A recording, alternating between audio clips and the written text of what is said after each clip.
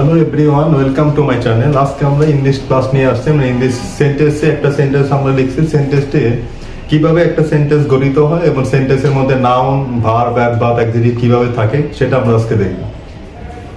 প্রথমে যেমন এই সেন্টেন্সটা আমি লিখছি, এটা হলো এগপ্ল্যান্ট। এগপ্ল্যান্ট অর্থ হলো বেগুন জাতীয়, মানে বেগুন যেটা বোঝায় সেটা অনুযায়ী এটা লেখা। এটা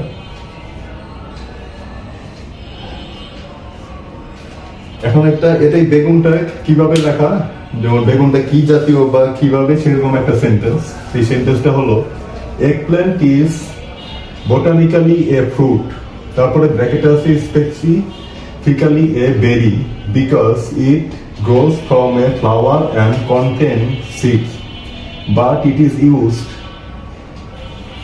culinarily as a vegetable in savory dishes similar to tomatoes, peppers and squash. It is a member of the nightshade family and it is known as aubergine in many parts of the world. এই সেন্টেন্সটা হলো বেগুন নিয়ে বলছে, যে বেগুন কি জাতীয় এবং কি ফল বা কোনো একটা ফল নাকি সেরকম কথাটা বলছে। তো এখানে আমরা সেন্টেন্স আমরা দেখি যেখানে নাউন, ভার্ব, অ্যাডভার্ব এবং অ্যাডজেক্টিভ কিভাবে আসে। তো আমরা সেটা প্রথমে চিহ্নিত করি। এগপ্ল্যান্ট হলো নাউন। প্রথমে নাউন হলো সাবজেক্ট হিসাবে নাউন বসে। এগপ্ল্যান্ট ইজ বোটানিক্যালি এটা হলো অ্যাডজেক্টিভ, অ্যাডভার্ব। তারপরে এ ফ্রুট, এটা হলো নাউন, ফল। স্পেসিফিক্যালি এটা মানে এখানে ব্র্যাকেটে লেখা আছে, যেহেতু এটা আমি বলে দিই, এটা হলো অ্যাডভার্ব। এ বেরি, এটাও নাউন। তারপরে বিকজ ইট গ্রোস, এটা হলো verb. It grows from a flower এটা নাউন, আমরা জানি। ইট গ্রোস এন্ড যেখানে আছে কনজাংশন ইট এর পরে যেখানে ভার্বটা, এটা হলো আরেকটা verb, contents. It grows from a flower and contents seeds, noun. But it is used culinarily, এটাও হলো adverb. It is used culinarily as a vegetable, এটা আমরা জানি noun, in savory dishes। the noun এর আগে adjective বসে, savory হলো adjective, এটা noun. similar to tomatoes, peppers, সেগুলো সবই nouns and squash। it is a member of the nightshade family and is known as aubergine অর্থ পরে বলতেছি in many parts of the world। এটা এবং সেন্টেন্সটা শেষ হয়েছে। Nightshade family is a member of the nightshade family and known as aubergine many parts। aubergine অর্থ এখানে বেগুন। এখন আমি লিখে দিতেছি কোনটা কি অর্থ, মানে সিনোনিমসটা কি হবে। যেমন প্রথমে আসে হলো এগপ্ল্যান্ট নিয়ে। এগপ্ল্যান্ট অর্থ হলো বেগুন, 1 নম্বর দিয়ে লিখি।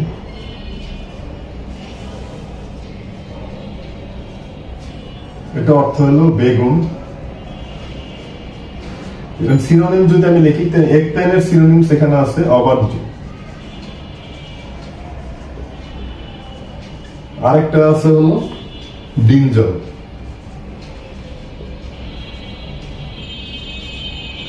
তারপরে সেকেন্ডটা আছে যেটা আমরা যে কোনো ওয়ার্ড গুলো সমস্যা আছে বা কঠিন ওয়ার্ড, আনকমন ওয়ার্ড, সেগুলো শুধু লিখতেছি।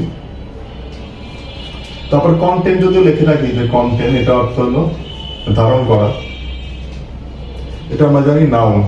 কন্টেন্ট এটা হলো ভার্ব হিসাবে, কন্টেন্ট অর্থ ধারণ করা বা পালন করা জায়গায় বলতে।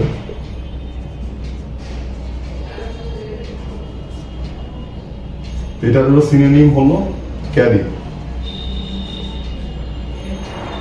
3 নাম্বারটা আমরা লিখতে পারি, এখানে আর কঠিন ওয়ার্ড আছে,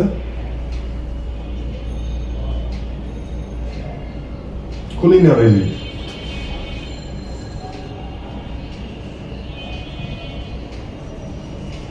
এটা হলো অ্যাডভার্ব। কুলিনারি অর্থটা হলো রন্ধন সম্বন্ধীয়, মানে রান্না জাতীয়।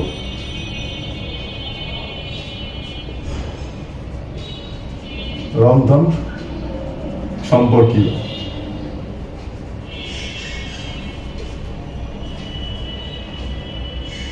এটাতে আমরা সিনোনিম জানি কুকারি।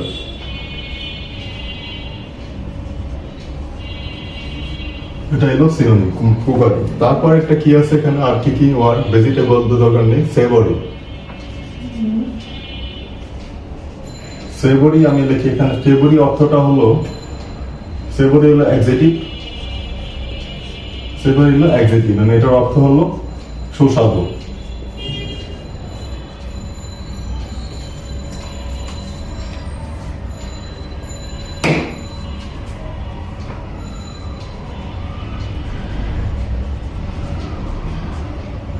সুস্বাদু আমরা জানি ডেলিশিয়াস।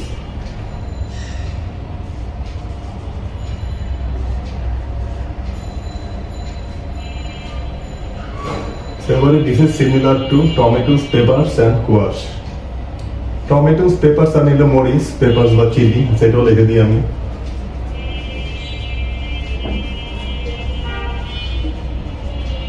এটা নাউন, অর্থ হলো মরিচ, তো দেখি আমরা চিলি।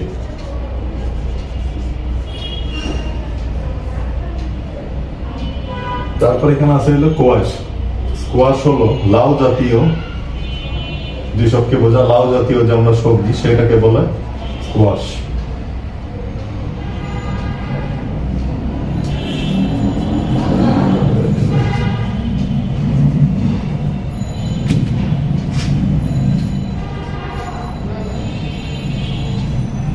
এটা হলো নাউন, আর লাউ জাতীয় আমরা লিখে দিই, এটা লাউ জাতীয় তরকারি যেটা বলে।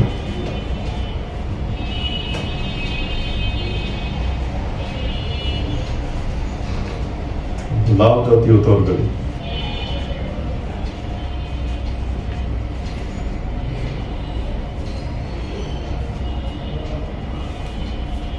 এটাকে আমরা এমনি সিনোনিমস এর মধ্যে লিখতে পারি, belongs to goat family. Goat অর্থ লাউ, আর গোট ফ্যামিলি বলতে যেটা বোঝায় লাউ জাতীয় তরকারি, আমরা সেটা লিখতে পারি গোট ফ্যামিলি।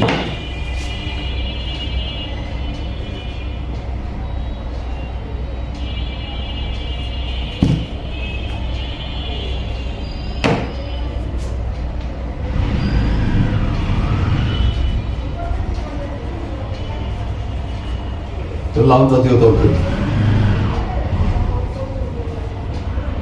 লাউ জাতীয় তরকারির মধ্যে আমি লিখতে পারি, এটা ব্যাকে লিখে দিই, মানে কুমড়া হয়, পামকিন ইত্যাদি। স্কোয়াশ বলা হয় এই ধরনের যেগুলা, এই ধরনের যে সবজিগুলো আছে সেগুলোকে বলা হয় স্কোয়াশ। আরেকটা আমরা লিখতে পারি, আরেকটা যেটা, আর এখানে কঠিন ওয়ার্ড বলতে এখানে আছে nightshade. Nightshade family. Nightshade family অর্থ হলো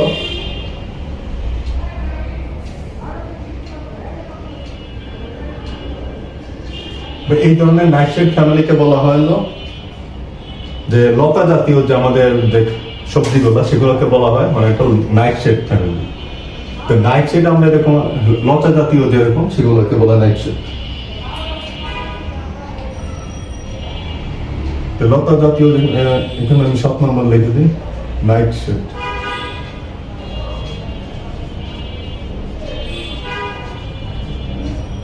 লতা জাতীয় সবজি।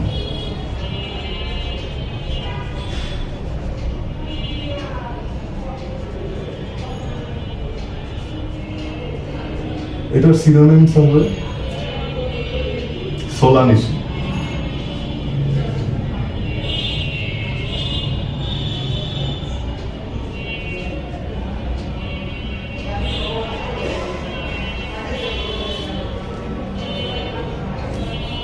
এরকম একটা আমি আজকে একটা সেন্টেন্স এরকম দেখালাম, যেরকম সেন্টেন্সের মধ্যে কি কি থাকে যে নাম কমন, এবং কোনটা নাউন ভার্ব, এটাও হবে নাউন, নার্সারিরও নাউন, যে নাউন ভার্ব অ্যাডজেক্টিভ এবং অ্যাডভার্ব। একটা সেন্টেন্সের মধ্যে এরকম 4টা ক্যাটাগরি থাকে, যে কোনটা নাউন, কোনটা অ্যাডজেক্টিভ, অ্যাডভার্ব, এগুলো আমরা যদি বুঝতে পারি তাহলে আমরা সেন্টেন্স মেকিং করতে পারবো সবসময়। ফ্রি রাইটিং আমরা অবশ্যই সবসময় লিখতে পারবো। একটা সেন্টেন্স যখন আমরা লিখি তখন এরকম নাউন কোথায় বসে, অ্যাডজেক্টিভ কোথায় বসে, অ্যাডজেক্টিভ যে কোনো জায়গায় বসতে পারে, তারপর নাউনের আগে অ্যাডজেক্টিভ বসবে, অ্যাডজেক্টিভটা বসে না নাউনের আগে, অ্যাডভার্ব বসে যে কোনো জায়গায়, সাবজেক্টের পরে ভার্ব বসে, যেরকম এই যে গোস, ইট গোস এন্ড কন্টেন্টস, তো সেরকম কোনটা কোথায় বসে এইভাবে করে আমরা এগুলা সেন্টেন্স মেকিং করতে পারি।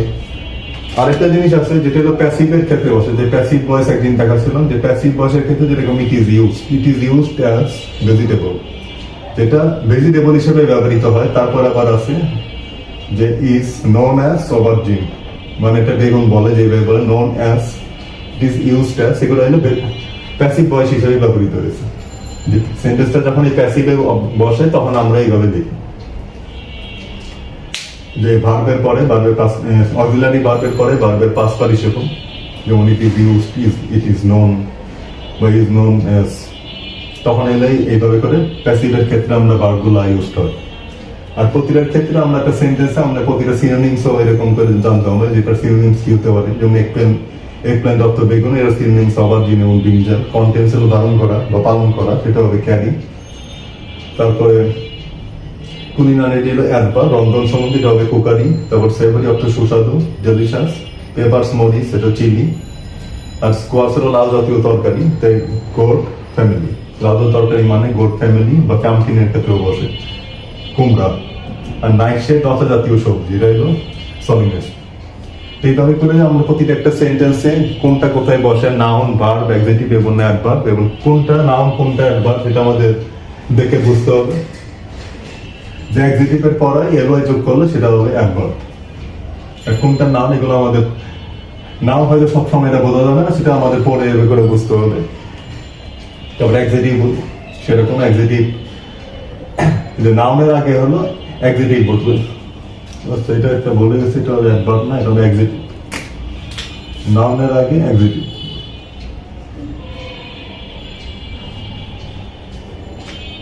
তো ঠিক আছে বন্ধুরা, আজকে এই পর্যন্ত। ভিডিওটি ভালো লাগলে লাইক, কমেন্ট, শেয়ার এবং অবশ্যই সাবস্ক্রাইব করুন। ধন্যবাদ সবাইকে, সবাই ভালো থাকুন।